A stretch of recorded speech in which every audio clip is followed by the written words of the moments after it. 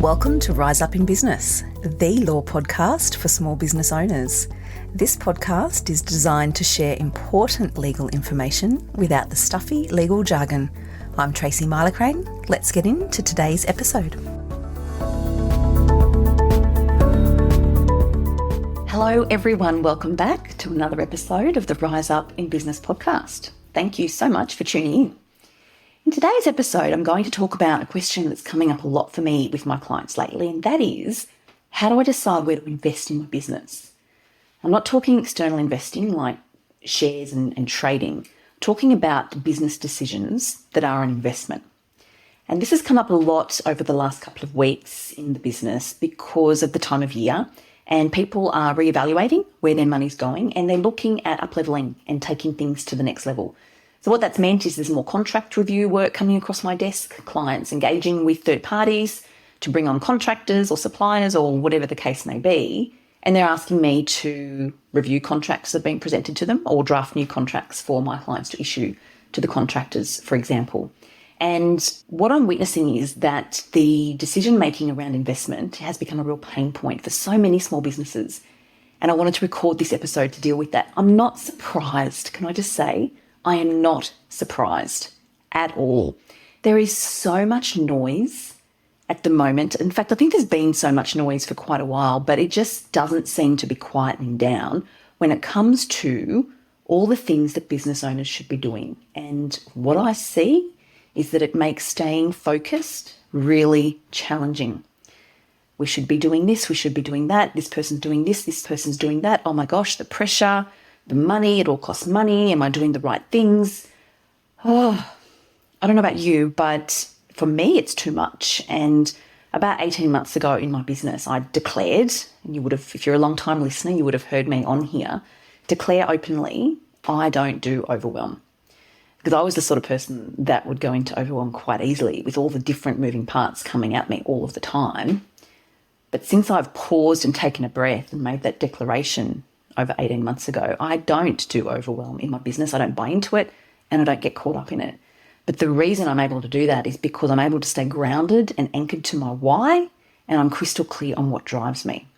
So what I see is when my clients, and some of them are new clients, when they're reaching out to ask me, where should I be investing?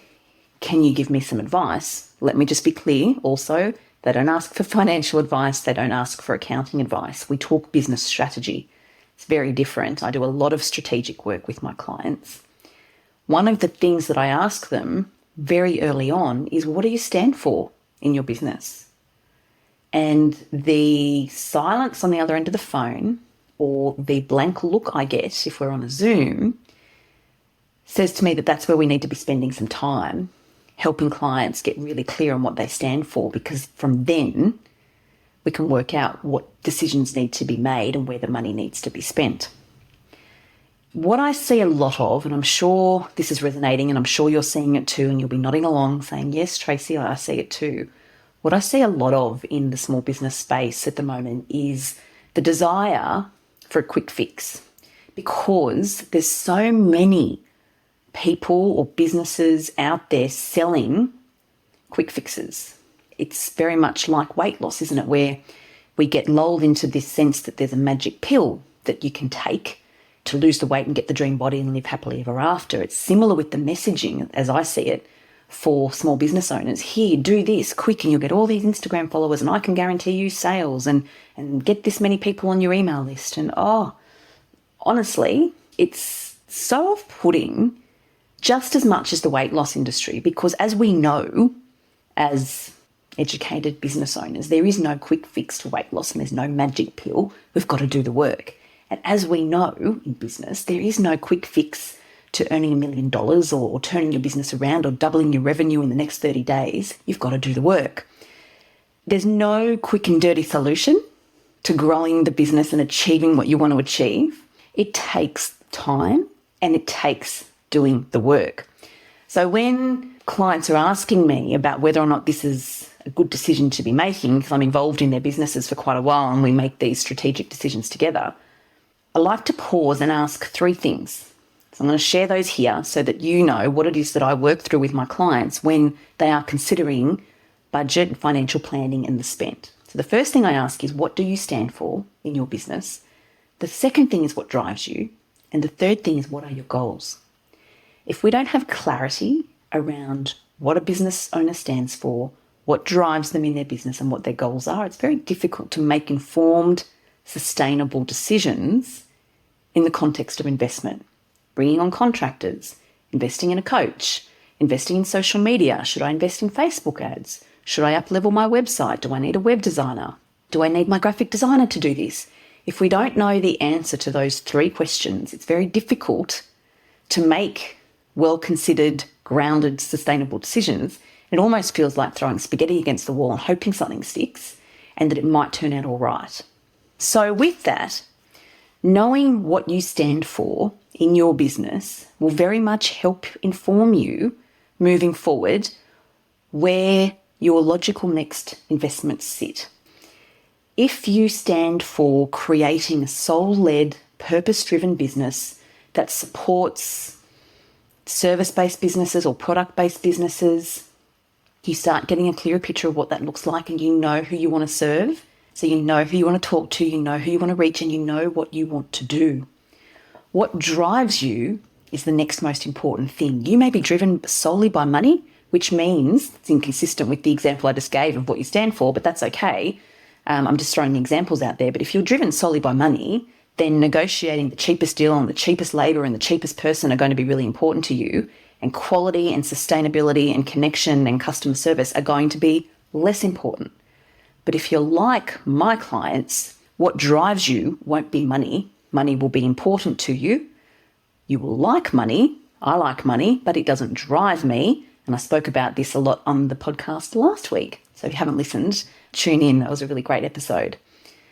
But what drives you might be things like peace of mind, security, balance and time with your family, providing quality services for your aligned clients. Those things might drive you, in which case that will help you understand where to invest in your business, because things like the right business structure to protect your assets, to protect your family is going to be really important. And it will be a no-brainer that you should be investing with a good accountant to get yourself set up right. You should be investing with a good lawyer to get yourself set up properly. That's where I come in terms of terms and conditions, client service agreements, compliance with your obligations under the Australian consumer law. That's the work I do, and I work with clients who are driven by the desire for that peace of mind so that they're not left lying in bed at 2:00 in the morning wondering if this thing that they just did with this client's going to bring them unstuck, because are they protected? Is the client going to ask for a refund? Are they likely to receive a damages claim? Whatever it might be, those business owners who are clear that peace of mind and security and protection for their family is one of the things that drive them, they're my type of clients. That's the type of work we do. So it makes it really easy to prioritise investing in working with a business lawyer to get your legal documents set up. And when you know what your goals are in terms of your team, your client base, who you want to connect with, your annual and monthly revenue, it makes it much easier to make decisions that are aligned. Do I need this new U-Butte photocopier / printer plus scanner in my business at the moment? Well, no, my goal is to reduce my debt or increase my profit. I don't actually really need it because I don't do much, even though it's bright and shiny and it looks great. No, I don't need that. For example, do I need this digital notebook right now because I love new bright and shiny things? No, because I'm already investing in a pay rise for my team. So therefore, I might revisit the digital notepad next quarter. They're just little examples, because obviously the types of decisions you'll be making depend on the scale and nature of your business. But they're just some little examples on how understanding what your goals are can really organically and usefully and helpfully feed into your decisions around where to invest. So if we're investing in things like new shoes and new handbags and fancy designer clothes, just so you can jump onto social media and take photos and everyone knows you're wearing a designer, chances are you've got different drivers in your business to somebody who really wants to increase their profit, increase their team, build more time into their calendar, and have some more time with their family. I'm not saying the two are mutually exclusive, and there's nothing wrong if you're resonating with the first one. There's nothing wrong with it at all. This is not a podcast where I'm trying to say this way's right and this way's wrong. What I'm doing instead is shining a light on all the different drivers and different priorities and different goals for different business owners, which is why it's no one size fits all. And when you get clarity around what you stand for, what drives you and what your goals are, because yours will be different to the next person, when you get that clarity, you can make informed decisions on whether or not you want to work with that business coach, whether you want to join that mastermind, work with that lawyer, engage that accountant, have a bookkeeper on your team, get a social media manager. All of those things are investments in your business, and everybody's going to have different priority lists, and that's okay.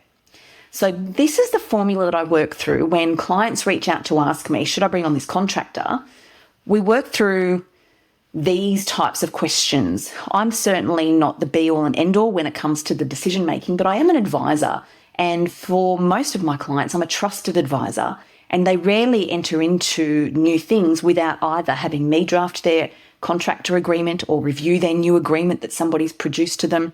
They rarely do things in isolation of reaching out to me at some point. And even if it's the annual review or the biannual review, they'll reach out and say, let's regroup, let's have a strategy session. I want to bring you into the loop on all of the things. I've now got these offerings. We need to tweak this. This is why I've done it.